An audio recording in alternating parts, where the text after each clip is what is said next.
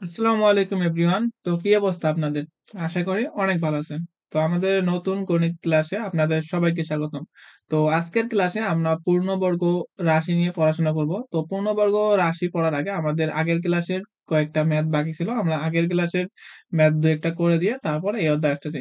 তো আপনারা যারা আগের ক্লাসগুলো করেন নাই তারা অবশ্যই আমাদের আগের ক্লাসগুলো করে আসবেন। আমাদের চ্যানেলের প্লেলিস্টে আমাদের সবগুলো ক্লাস দেওয়া আছে। তো আগের ক্লাসে আমরা ৯৯ নাম্বার পর্যন্ত ম্যাথ করছিলাম। আজকে আমরা ১০০ নাম্বার যে ম্যাথটা আছে সেই ম্যাথটা করব। আর এখানে ১০১ তারপর ১০২, ১০০ এই ৩ টা ম্যাথই সেম আছে। তাহলে আমরা এখান থেকে ১০০ নাম্বার ম্যাথটা করব। আর বাকি যে ২ টা আছে এই ২ টা আপনারা নিজেরা করে নিতে পারবেন। তো চলেন আমাদের ১০০ নাম্বার ম্যাথে কি দেওয়া আছে সেটা দেখা যাক। তো এখানে দেওয়া আছে যে x - 1/x = 4 হলে x divided by x square plus x minus 1 এর মান কত সেটা আমাদের নির্ণয় করতে হবে। তো চলেন এই ম্যাথটা সলিউশন করা যাক। তো আমাদের এই টার্মটা দেওয়া আছে, আমাদের এই টার্মটা নির্ণয় করতে হবে। তো আমরা এখানে কি করতে পারি? এখানে এই যে x টা আছে, x টাকে আমরা লসাগু করতে পারি। যদি x লসাগু করি তাহলে এখানে হবে আমাদের x স্কয়ার আর এখানে হবে -1 = 4 হবে। তাহলে আমাদের কি করব? এই 4 টা যদি আড়াআড়ি গুণ করে দেই তাহলে আমাদের এখান থেকে পাচ্ছি x স্কয়ার -1 = 4x। তাহলে দেখেন আমি এখানে একটা কাজ করব। এখানকার যে -1 আছে আমি -1 টা একটু সামনে নিয়ে আসবো। জাস্ট সাজিয়ে লিখবো আরকি। তাহলে x স্কয়ার -1 টা সামনে নিয়ে আসলাম প্লাস x টা পরে লিখলাম। তাহলে আমাদের এখানে যে মানটা পাইছি এই মানটা কিসে পাইছি? x স্কয়ার -1 এর মান পাইছিল 4x। তাহলে এখান থেকে x স্কয়ার -1 এতটুকুর জায়গায় আমি কি লিখতে পারবো? এখানে আমি 4x লিখতে পারবো। তাহলে উপরে x যা আছে আমি তাই রাখলাম। তাহলে এর জায়গায় আমি লিখলাম হলো 4x প্লাস এখানকার x যেটা আছে মানে এখানকার যে x টা আছে আমি ওই x টাকে রেখে দিলাম। তাহলে x ডিভাইডেড বাই ৪ টা x আর আরেকটা x মিলে হচ্ছে 5x। তাহলে এই x আর এই x যদি কেটে যায় তাহলে উপরে থাকতেছে হলো 1 আর নিচে থাকতেছে হলো 5। তাহলে 1/5 হলো আমাদের অ্যান্সার। তাহলে এই যে ম্যাথটা করলাম ম্যাথটার অ্যান্সার হবে 1 ডিভাইডেড বাই 5। তাহলে দেখেন এখানে অ্যান্সার বি দেওয়া আছে। তো একই রকম ভাবে আমাদের এখানে পরবর্তী যে ম্যাথ গুলো আছে সেগুলোও একইভাবে করলে হবে। তো এখান থেকে আমরা পাবো হলো x স্কয়ার প্লাস 1 পাবো হলো 4x। তাহলে এই যে x স্কয়ার প্লাস 1 এর জায়গায় যদি আমি 4x বসাই দেই তাহলে 4x আর 3x যোগ করলে হয় 7x। অর্থাৎ আমাদের নিচে থাকতেছিল 7x। তাহলে উপরের এই একটা x আর এইখানে নিচে একটা x যদি কেটে যায় তাহলে থাকতেছে উপরে 1 আর নিচে থাকতেছে 7। তাহলে 1 ডিভাইডেড বাই 7 যেটা সেটা অ্যান্সার। তাহলে এখানে 1 ডিভাইডেড বাই 7 অ্যান্সার। তো একই রকম ভাবে আপনারা 102 এ করে নিতে পারবেন। তো 102 এর অ্যান্সার কত হয় অবশ্যই কমেন্ট বক্সে জানিয়ে দিবেন। তো এখন আজকে আমাদের মূল ক্লাসে ফোকাস করা যাক। তো আমরা পড়বো হলো পূর্ণ রাশির তৈরি অর্থাৎ পূর্ণবর্গ রাশি কিভাবে তৈরি করা যায় আর প্রশ্নগুলো বা কিভাবে আসে সেগুলো আমরা আজকে পড়াশোনা করব। তো এখান থেকে আমাদের আগে বেসিক জিনিসটা জানতে হবে। তো চলেন আগে বেসিকটা একটু দেখে আসি। তো এখানে একটা জিনিস খেয়াল করেন যে আমি যদি 1 এর উপর স্কোয়ার করি তাহলে আমি 1 পাবো। তারপর 2 এর উপর যদি স্কোয়ার করি তাহলে পাবো হলো 4, 3 এর উপর স্কোয়ার করলে পাবো 9 এবং 4 এর উপর স্কোয়ার করলে হলো 16 আর 5 এর উপর স্কোয়ার করলে পাবো হলো 25 এবং 6 এর উপর স্কোয়ার করলে পাবো হলো 36। তো এদিকের যে সংখ্যাগুলো আছে এই সংখ্যাগুলোকে বলা হয় পূর্ণ সংখ্যা। এগুলাকে বলা হয় পূর্ণ সংখ্যা এবং এদিকের যে সংখ্যাগুলো আছে সমানের এদিকের এগুলোকে বলা হয় পূর্ণবর্গ সংখ্যা।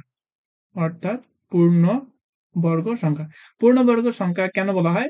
এদিকে যে আমাদের পূর্ণ সংখ্যাগুলো আছে এই পূর্ণ সংখ্যাগুলোকে যদি আমি বর্গ করি তাহলে এই সংখ্যাগুলো পাবো। অর্থাৎ এখানে 5 এর উপর যদি আমি বর্গ করি অর্থাৎ স্কয়ার করি তাহলে আমি 25 পাবো। তারপর 6 এর উপর যদি আমি বর্গ করি বা স্কয়ার করি তাহলে আমি 36 পাবো। এর জন্য এখানে 25 এবং 36 এই দুটো হচ্ছে পূর্ণবর্গ সংখ্যা। এখানে আমরা যদি এখন আরেকটা উল্টা কাজটা করতে যাই অর্থাৎ এখানকার এদিকে যে স্কয়ারটা আছে এদিকে আসলে রুট হয়ে যাবে। তাহলে আমি যদি এই 25 এর উপর যদি রুট দেই তাহলে কি পাবো আমরা? এই যে সংখ্যাটা আছে এই সংখ্যাটা পাবো। অর্থাৎ এখানে 5 পাবো। তারপর এখানে আমাদের 36 আছে। এই 36 কে যদি আমি আ আ রুট করি তাহলে আমি এখানে 6 পাবো। অর্থাৎ এদিকের যে সংখ্যাগুলো আছে এই সংখ্যাগুলোকে যদি আমি রুট করি তাহলে আমি আগের সংখ্যাগুলো পাবো। অর্থাৎ এই দিকের যে সংখ্যাগুলো আছে এইগুলা সংখ্যাকে বলা হয় পূর্ণবর্গ সংখ্যা। পূর্ণবর্গ সংখ্যা তার সংজ্ঞা কি? অর্থাৎ যে সকল সংখ্যাকে বর্গমূল করলে অর্থাৎ রুট করলে পূর্ণবর্গ একটা সংখ্যা পাওয়া যায় সেগুলোকে পূর্ণবর্গ সংখ্যা বলে। আবার বলতেছি যে যে সকল সংখ্যাকে বর্গমূল অর্থাৎ রুট করলে একটা পূর্ণ সংখ্যা পাওয়া যায় সেই সকল সংখ্যাগুলোকে পূর্ণবর্গ সংখ্যা বলে। তাহলে এদিকের যে সংখ্যাগুলো আছে এই সংখ্যাগুলোকে পূর্ণবর্গ সংখ্যা বলে। তাহলে একটা প্রশ্ন আসে 10 কি পূর্ণবর্গ সংখ্যা? 10 পূর্ণবর্গ সংখ্যা নয়। কেন? কারণ হলো 10 কে যদি আমরা রুট করি তাহলে আমরা মান পাবো হলো 3.16। অর্থাৎ আমরা এই 10 কে রুট করার পর অর্থাৎ 10 কে বর্গমূল করার পর একটা পূর্ণ সংখ্যা পাইনি। যদি এটাকে রুট করার পর পূর্ণ সংখ্যা পাইতাম তাহলে আমরা 10 কে পূর্ণবর্গ সংখ্যা বলতাম। তাহলে এটা আমাদের পূর্ণবর্গ সংখ্যা নয়। 10 পূর্ণবর্গ সংখ্যা নয়। তারপর তারপর 11, 11 আমাদের যদি রুট করি এটা আমাদের পূর্ণবর্গ সংখ্যা আসবে না। অর্থাৎ যেগুলো সংখ্যাকে রুট করলে পূর্ণ সংখ্যা আসবে না, ভগ্নাংশ আকারে আসবে বা দশমিক আকারে আসবে, সেই সকল সংখ্যাগুলোকে পূর্ণবর্গ সংখ্যা বলা যাবে না। তো এখন প্রশ্ন আসতে পারে যে 10 কে কি আমরা কোনো উপায়ে পূর্ণবর্গ সংখ্যায় পরিণত করতে পারি? অবশ্যই পারি। আমরা এখানে দেখব যে 3 এর উপর যে যদি আমরা বর্গ করি তাহলে আমরা পাই হলো 9, অর্থাৎ 10 এর কাছাকাছি যে সংখ্যাটা আছে 9 সেটা হলো আমাদের পূর্ণবর্গ সংখ্যা। তাহলে আমরা 10 থেকে যদি 1 বিয়োগ দেই, 10 থেকে আমি যদি 1 বিয়োগ দিই তাহলে পাবো হলো 9।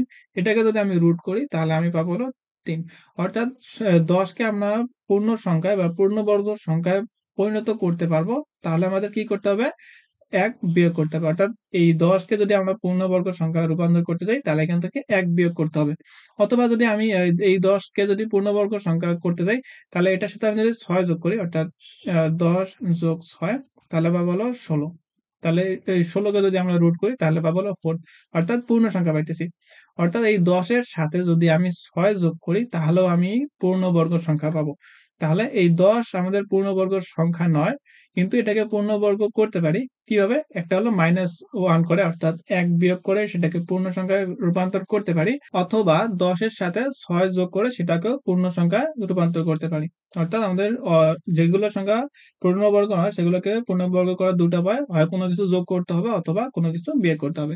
তো এগুলো তো গেল আমাদের জাস্ট ইন্টিজার সংখ্যা। এখন আমাদের প্রশ্ন হলো যে বীজগাণিতিক যে রাশিগুলো আছে সেই রাশিগুলা কি আমাদের পূর্ণবর্গ হইতে পারে কিনা? মনে করেন যে আমাদের একটা রাশি আছে x square plus 2xy plus হচ্ছে y স্কয়ার। তাহলে এই যে আমাদের একটা রাশি আছে, প্রশ্ন হলো এই রাশিটা পূর্ণবর্গ কিনা? তো আমি এই রাশিটাকে আমি কিভাবে লিখতে পারি? আমাদের এখানে সূত্র পড়ছে যে a square plus 2ab plus b square. তো আমি লিখতে পারি a plus b whole square. অর্থাৎ এখানে আমি লিখতে পারবো x প্লাস y এটার উপর হোল স্কয়ার। তো এই সংখ্যাটাকে আমি যেহেতু পূর্ণবর্গ আকারে লিখতে পারছি, তাহলে আমি এই রাশিটাকে পূর্ণবর্গ রাশি বলতে পারি। অর্থাৎ এখানে যে আমি এই রাশিটা লিখলাম এই রাশিটাকে আমি বর্গ আকারে লিখতে পারছি, এর জন্য এই রাশিটাকে আমি পূর্ণবর্গ রাশি বলতে পারি। তো এখন আর একটা প্রশ্ন আসলো, মনে করো যে এখানে আমাদের এক্স স্কোয়ার আছে প্লাস 2xy আছে। তো এখন এই রাশিটা দেওয়া আছে। এখন কথা হলো এই রাশিটা কি পূর্ণবর্গ? অবশ্যই এই রাশিটা পূর্ণবর্গ নয়, কারণ এই রাশিটাকে আমরা এই স্কোয়ার আকারে লিখতে পারবো না। তাহলে এটাকে আমাদের স্কোয়ার যদি রূপান্তর করতে চান তাহলে আমাদের কি করতে হবে? অবশ্যই এখানে কোনো কিছু যোগ বা বিয়োগ করতে হবে। তো আমরা এখান থেকে দেখতে পাচ্ছি যে এখানে কি ওয়াই স্কোয়ার একটা কম আছে, অর্থাৎ এখানে এই রাশিটার সাথে যদি আমি ওয়াই স্কোয়ার একটা যোগ করি তাহলে এই রাশিটা পূর্ণবর্গে রূপান্তর হবে। তাহলে প্রশ্ন কি ছিল যে এই রাশিটাকে কি আমরা কোন উপায়ে পূর্ণবর্গ করতে পারি? তাহলে আমরা ওয়াই স্কোয়ার যোগ করে পূর্ণবর্গ করতে পারি। তাহলে আমাদের অ্যান্সার হবে ওয়াই স্কোয়ার যোগ করতে হবে। তো এখন চলেন সরাসরি যে ম্যাথ গুলো আছে ম্যাথ গুলো যদি দেখি তাহলে ইজিলি আরো কনসেপ্টটা ক্লিয়ার হয়ে যাবে। তো দেখেন এখানে প্রথমে যে ম্যাথটা আছে 103 নম্বর ম্যাথ, এখানে বলছে a স্কোয়ার মাইনাস 2ab থেকে কত বিয়োগ করলে বিয়োগফল একটি পূর্ণবর্গ সংখ্যা হবে। আমাদের রাশিটা যেটা দেওয়া আছে সেটা হচ্ছে a স্কোয়ার মাইনাস 2ab। আমাদের রাশিটা দেওয়া আছে a স্কোয়ার মাইনাস 2ab।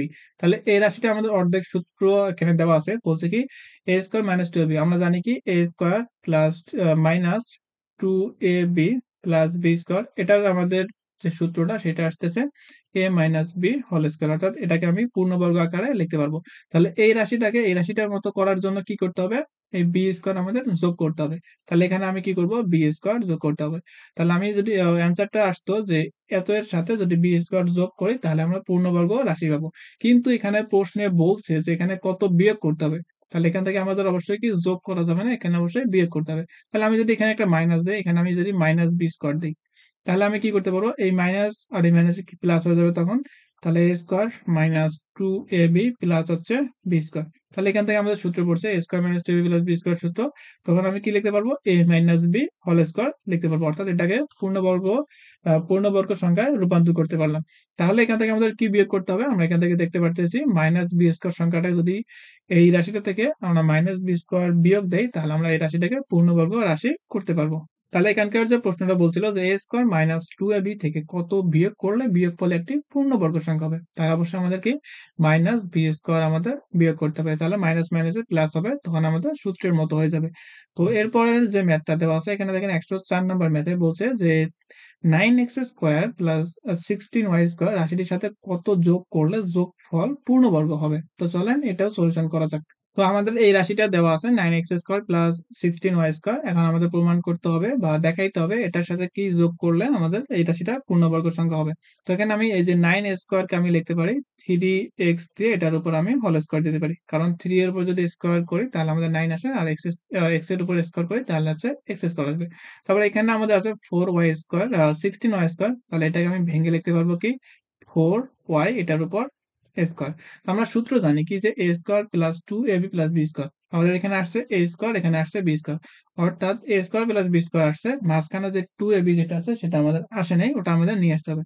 তাহলে এ স্কোয়ার আমাদের প্লাস সূত্রের টু, তাহলে এখানে আমি লিখতে পারি টু, তারপর এ মানে বলছে এখানে কি বোঝাচ্ছে, এ বলতে এখানে বোঝাচ্ছে হলো 3x, এ বলতে 3x, এখানে বি বলতে বোঝাচ্ছে 4y, 4y।